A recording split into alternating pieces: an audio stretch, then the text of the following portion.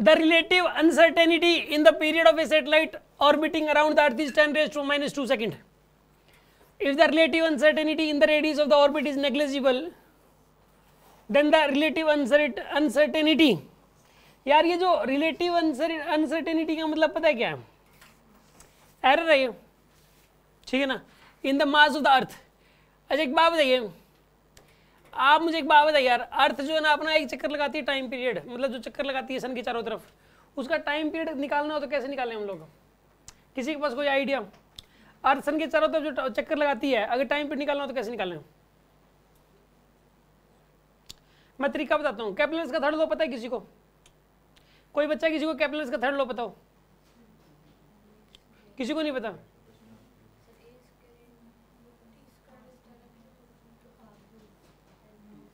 हाँ जी, शाबाश, बहुत बढ़िया. T square is directly proportional to R cube. ये खतरा पढ़ा लिखा लग रहा है. पहले कोचिंग ली हुई आपने?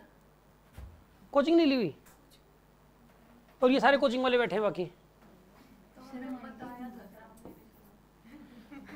क्या कह रहे हो? T square is directly proportional to R cube होता है भाई.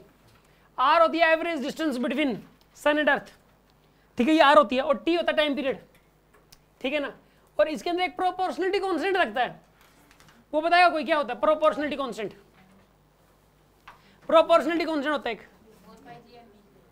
हैं क्या बोल गए? कुछ ऐसा नहीं, एग्जैक्ट बताओ क्या है? 4 पाई बाय, सुनो यार, ये होता है. और एज इट इज ये नीट में आ चुका, पहले आ चुका है. प्रोपोर्शनलिटी कांस्टेंट ही पूछा गया था, ठीक है ना. हमने प्रीवियस ईयर्स नहीं किए, हमें बीच के कांस्टेंट नहीं पता. 4 पाई स्क्वायर अपॉन में जीएमएस होता है, ये होता है 4 जीएमएस में एमएस है मास ऑफ सन. ये चीज याद करने वाली है इसमें. तो भाई याद करने वाले मामले में तो जो है ना आपको यूं बिल्कुल टिप्स होना चाहिए. T square directly proportional to R cube होता है, ये प्लेनेट और सन के बीच की एवरेज डिस्टेंस है, और यहाँ पे proportional to 4 pi square upon में जीएमएस, ठीक है ना. कौन सी को करा रहे हो? ये क्वेश्चन करवा रहा हूँ मैं. नहीं है कि सब इसको चैप्टर का नाम ही नहीं पता, ये कौन से चैप्टर का चल रहा है, ये किस चैप्टर का चल रहा है, इसको ये नहीं पता. फिर मैं सोचा नहीं ये कौन से चैप्टर का, वैसे बताना, ये कौन से चैप्टर में? ये चैप्टर में क्या पता? चैप्टर का नाम बताओ ना. कैपलस बोल रहे थे. हाँ कैपलस तो बोला था, चैप्टर का नाम तो कैपलस नहीं है ना. जय हो. कौन सी कोचिंग ली थी आपने? कहीं से नहीं. मतलब बता तो रहे थे कुछ. जरूर एलेना काश्मीर ली होगी. सुनो देखो, यहां से टी स्क्वायर, एक काम करो आप, इसमें जो ना टाइम पीरियड में निकालना है. जैसे नहीं मास में पूछा था ना, mass, the mass of the earth is.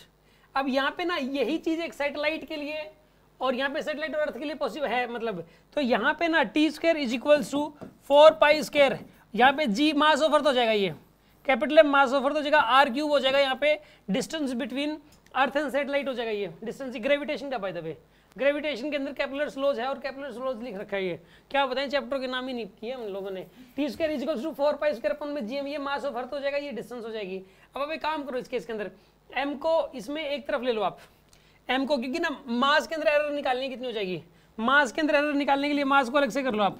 तो क्या आएगा बताइए, यहाँ पे 4 पाई स्क्वायर अपॉन में G T square R cube हो जाएगा आपके पास. ये आपके पास निकल के आ गया. इसके अंदर देखो टाइम पीरियड के अंदर एरर दी हुई है आपको, टाइम पीरियड के अंदर, ठीक है ना. और रिलेटिव अनसर्टेनिटी मतलब रिलेटिव एरर दी हुई है टाइम पीरियड के अंदर, और रेडियस के अंदर है ही नहीं. ये कह रहा है कि रेडियस में अनसर्टेनिटी है ही नहीं. अनसर्टेनिटी का मतलब होता है एरर, उसमें है ही नहीं. तो मास के अंदर अनसर्टेनिटी मतलब मास के अंदर एरर पता लग जाएगी, रिलेटिव एरर पता लग जाएगी. यार रिलेटिव अनसर्टेनिटी का मतलब क्या होता है? Relative error. अनसर्टेनिटी बोले तो एरर. अब एक काम करो, इसकी ना एरर इक्वेशन बताइए क्या बनेगी. अब इसकी एरर इक्वेशन क्या बनेगी, यहाँ पे क्या बनेगी बताओ.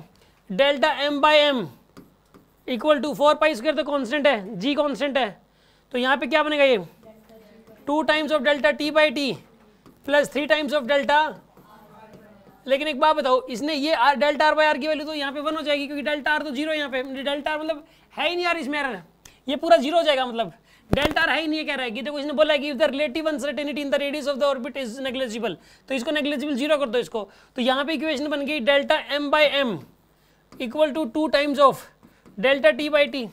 तो यहाँ पे क्या करोगे बताइए, डेल्टा टी बाई टी की वैल्यू कितनी हो जाएगी, यहाँ पे दे रखी है इसने 10⁻⁻², 10⁻⁻² दे रखी है, तो आंसर ये वाला जाएगा।